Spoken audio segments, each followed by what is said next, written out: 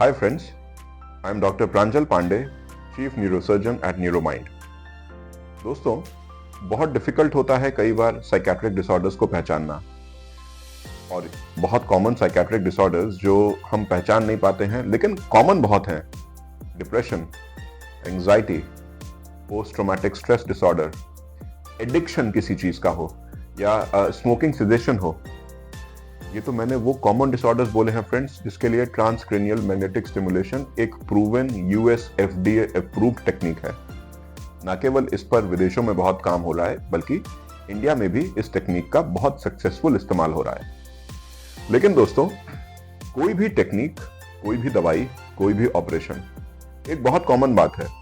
आप उसे किस तरीके से करते हैं, किस पेशेंट में कैसे लगाते हैं और आप उसमें क्या मॉडिफाई कर सकते हैं ताकि आपके पेशेंट को बेस्ट टू बेस्ट रिजल्ट मिले।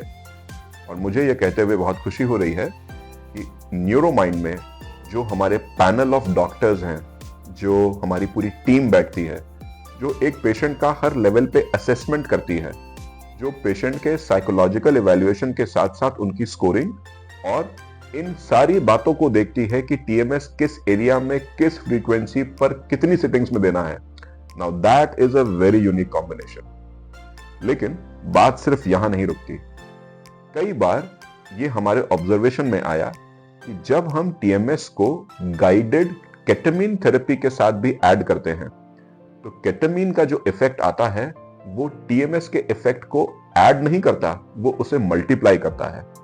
जो एफिकेसीज नॉर्मली 40, 50 या 60% तक रह जाती हैं, दोज एफिकेसीज जंप करके 80-90% प्लस उनका जो इंप्रूवमेंट का ड्यूरेशन है वो ड्यूरेशन भी बढ़ता है।